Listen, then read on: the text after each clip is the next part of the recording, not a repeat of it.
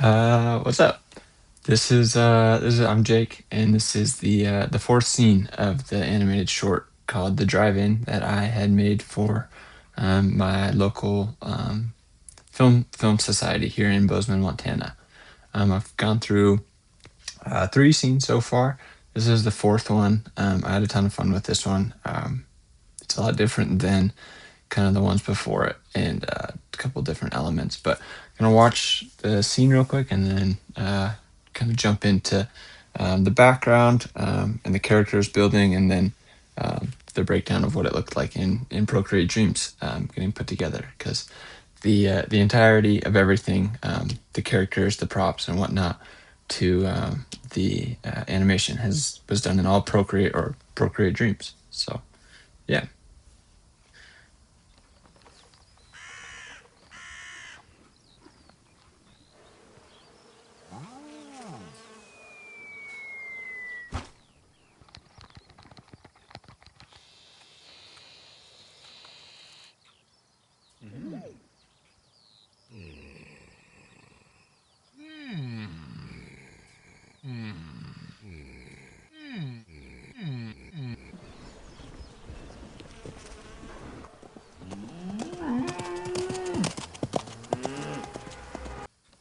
Okay, that's it. So, um, kind of goofy. The Let's go here. Premise of that shot was it's the whole thing was to show off the sponsors for the film society. Um, but that one was to kind of highlight the Western, I don't know, the cowboy theme of Montana. But as you can kind of see in the landscape, it's I don't even know what this crop is. I feel like I should probably know, but I just thought that the picture looked really nice. And then I'll play the time lapse. This one's probably the most basic background in the entire film. Um, just is comprised of this small, like little lighthouse building, and the field, and then these mountains in the back are actually. Um, Let me move over here. Are actually the Bridger. I think they're the Bridgers in Bozeman, where we live. So that's really all there. A little bit of color change and saturation change, but pretty super basic for the landscape on this one in the background. Um, One of the biggest incorporations on this shot was the camera frame. Because I believe the sponsor tier was the directing sponsor tier. I wanted to make the shot have some type of like directing aspect. And so this cowboy, trying to portray that this cowboy is directing the cow, and they're making this little film, and he's shooting through the camera. So a lot of the shot, or a lot of the scene, is shot through this camera, which is, I just kind of modeled out this pretty basic camera shape, and then did a bit of texturing with some of the random brushes in Procreate. And then that lens is the opacity is dropped really low, so you can see through there. Added some scratch marks. I think in the final compositing, I added some light stream, and that's really it. So yeah, and then there's a little bit of scuff, but I just kind of wanted to add a little bit of life to this camera, you know. Um, but and then that's just overlaid on the shots when it's used. So pretty basic. I don't think there's anything really in here to show. So um, as for the character, here's the first shot of this guy.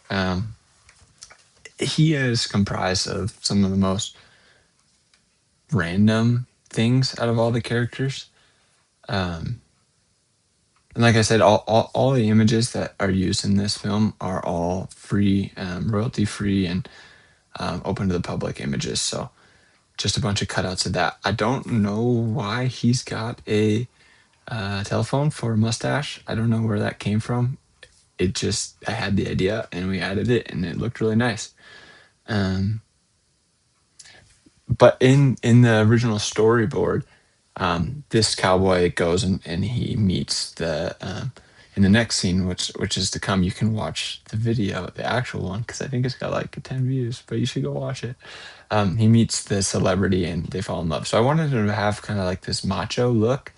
Um, and I think that came through with the hairy chest edition, but uh, the shirt is actually like I just took a fall leaf background and made a clipping mask on top of this shirt here, so you can see like it's just a normal, I don't know, button down shirt, and then threw that on top of there with a hard light mix, so you can still see some of the wrinkling, but not a ton. Um, Everything's on its own layer. They're just grouped. So there's the face group, and um, that way, when I go into Procreate Dreams to go animate it, I can animate every component of the body, including the actual chest or the face or the ears separately. Just add a little wiggle, and you can kind of see that in the scene. But like the other characters so far, he gets seen face on, and then he gets seen from the side as he rides on top of a cow. And then he also gets seen from the back. He's the only character in the whole animation that gets seen from the back. And that was to just provide some type of like overhead shot to put the whole thing into context. So you can see, let's go to here. It's right in the beginning, right here. And he's blurred, partly because he's the closest thing in frame. And I wanted to just kind of open up the scene more, have more focus on the rest of the scene, but I still had to show him. Just to see where we are as the viewer. So you can see that back, very basic. Same exact thing. I think it might honestly be. Gosh, sorry, I keep moving the camera around. Like, yeah, one thing, stretched it, added in those ears. I don't know what's in the back of his pocket, but something blue. Super basic. Kept the hat. Um, yeah. And that's partly why, like, I knew it was going to be blurred, so I didn't have to put a ton of detail in. Um, and then here's his side profile. He's got a different hat on. I'll be honest, I could not find a side profile view of the original hat that he had on. And so this was going to have to do. And as the viewer, it's only like 15 seconds, so you don't really see it as much. It doesn't. I don't think you notice because it is a collage animation. You're not really focusing on those things, hopefully. But yeah, and then the other huge thing is his shoe. I just thought that was going to be a fun little addition when he's riding to be able to kick the shoe up and down, and I thought it did. I thought it turned out kind of cool. Just added to that vibe of like this hunk like guy who he's a rancher farmer, but he's got a little style. So yeah, that's the character breakdown, and then there's the cow, obviously, which got manipulated a few different times. I think there's a couple different rigs for the cow. This is the most used one, but basically treated him like any other character in the thing. So broke down like, so he's got the body layer and he's got his legs, and then his head's broken down to his ears and his face, and then even the tail. So that way each one of these things can be animated on their own deal. So yeah, that's about it for the props and characters of this scene. So we can go into the files. I think that's all I wanted to talk about. Yeah. So we can go to the files, and I think, yeah, there's quite a few shots for this one. I don't really have time to talk about them all, But I think one of the best ones to look at that has the most components is probably this guy here, because we see the cow, you kind of see everything. So starting from the beginning, you can see that here's that camera frame. Let me silent my notifications here. So here's the camera frame, and it's basically like you got the background, and the frame is set to the frame of the shot. And then it's big enough though that I could add a little wiggle here and there, with just some rotation, to kind of act as like this. I don't know, just trying to act like the farmer's it's all handheld, and just adding that so it's not completely stagnant. And then just putting everything else behind that layer, including a couple bees flying around. And then you can see that the entire shot is in this group here. And yeah, so cow, can look at that guy. So he's got his head movement, rotation broken down here. There's the leg walk cycle, which is not perfect at all. Yeah, it's not perfect. It's to keep that aesthetic of like these are pictures, but they're moving, and I didn't want to go super in depth there. It probably would look really nice, but this is super basic. Like, yeah, that's all I have to say. So each one of those components is animated on their own. Some more bees, and then there's the background layers. So I'll go back to the top, and then it's split into two. And I did this with a couple different shots, but it was kind of annoying because you would have to realign everything to the exact X and Y coordinates. So I would definitely recommend animating everything that you need to animate on one continuous, group, or in one continuous, what the heck, in one continuous area, or yeah, on one line, I guess is what I'm trying to say, instead of breaking them up and then trying to put them back into their places. Just because the way that Procreate works, and you insert something in, it usually, depending on the first placement of it, will have a different X and Y. And so if you brought it in and moved something to a corner, the X and Y would be 0 there, but you can move it in and it would be somewhere else. So I would definitely recommend keeping with one, doing all the animating, and then splitting into groups. Just saves a lot of time.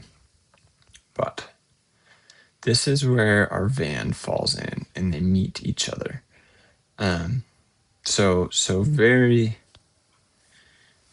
basic. Let's see here. So the van is on a quick, drop on the Y scale. Starts out, increases speed, and then lands. And these little additions here, because here's the first hit, right, is to just add that jumping up and down and shaking, kind of, if it was a rock, if it was a super heavy rock, or something super dense, or maybe a jelly or something that would absorb all the shock, it would sit and land. But this overshoot kind of adds, some realism into it because they're tires. It's going to be bouncy. And then to even sell that a little bit more, you can see there are some little yellow.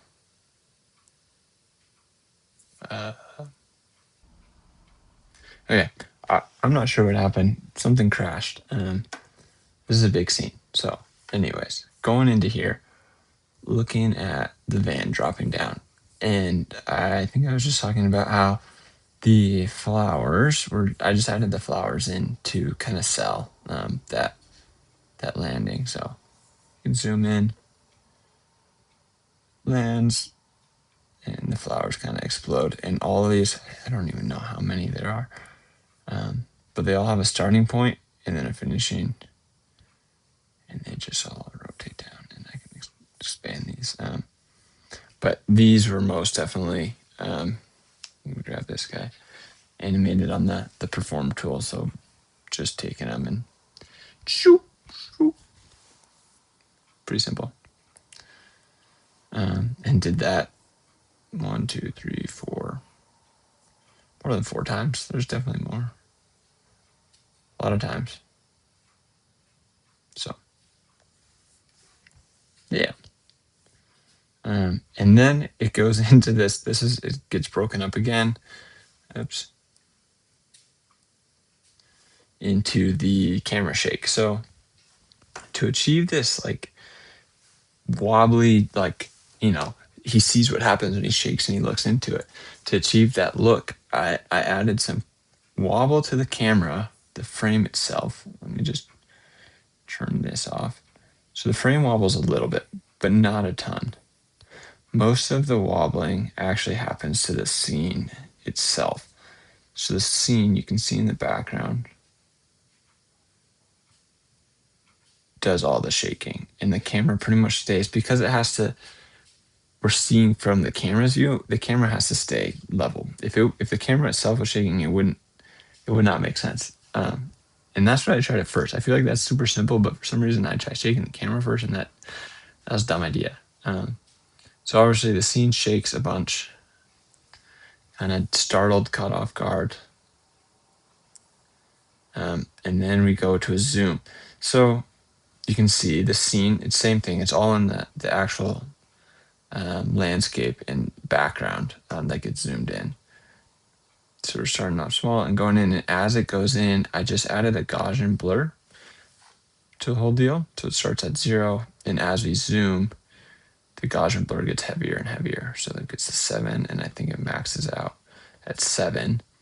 And then as it zooms back out, just like how you would if you're zooming in and out of a camera, as it zooms back out, it gets more in focus. Do that a couple times until we find the right spot and focus it in. Which was such a fun thing to learn how to do because, you're animating on, it's not an actual camera. It doesn't know how to work like a camera. And so you're animating all of this, these issues that you have when you're using a camera. And I don't know, it's such a fun concept to play with. But so yeah, so I'm gonna show that here. And this is the final product, right? And it looks so good. And then you slap over some sound effects of like a camera zoom, and it really sells itself. So that's how that look is achieved. I think, let's see if there's another scene to kind of break down.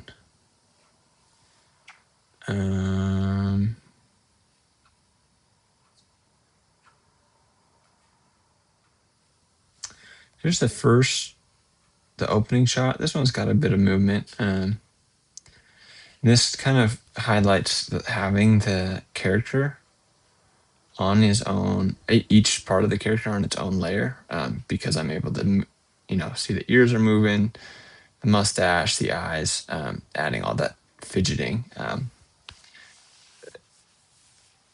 Yeah, I don't know. It's basically like character rigging. I think I've never character rigged, but it's basically like character rigging in Procreate Dreams.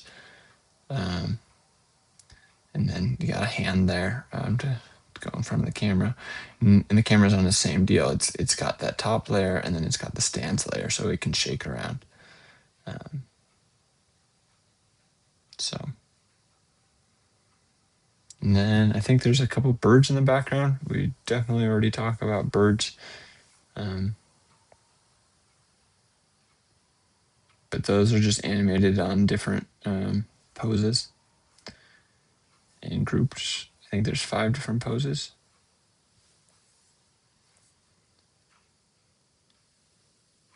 Yep. So just grouped and then moving scaled from one point of the canvas to the other. So yeah, and then I guess I'll break down one more. Um,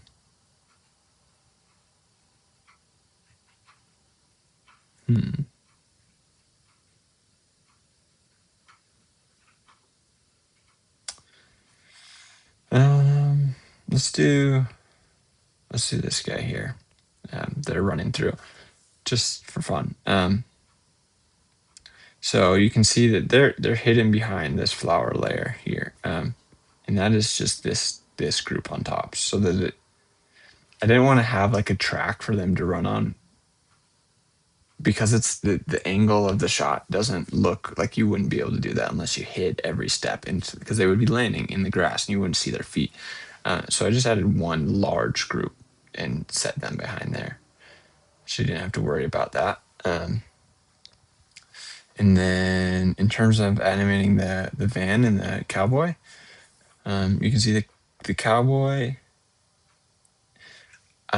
It was animated from with having one. How do I say? The movements, the having one starting position and one ending position, and then grouped together, and that way, it will run on that x coordinate, but then you can rotate it however you'd like with the perform tool, and that's all that happens there. Is there's a little bit of rotation to kind of have some bucking, I guess is what you would call it. And then the character obviously has its legs rotated, and that's the same deal. Because they're all grouped together, I can animate each one separately. So the legs got some rotation, the cow's head has some rotation, the tail. Each one has rotation added to that one major movement scale on the x-axis. Same thing goes for everything in the van. The van's got its own here, and then it's got its own shaking. So instead of rotating, it's just shaking up and down. And then the characters in there have their own head bobs.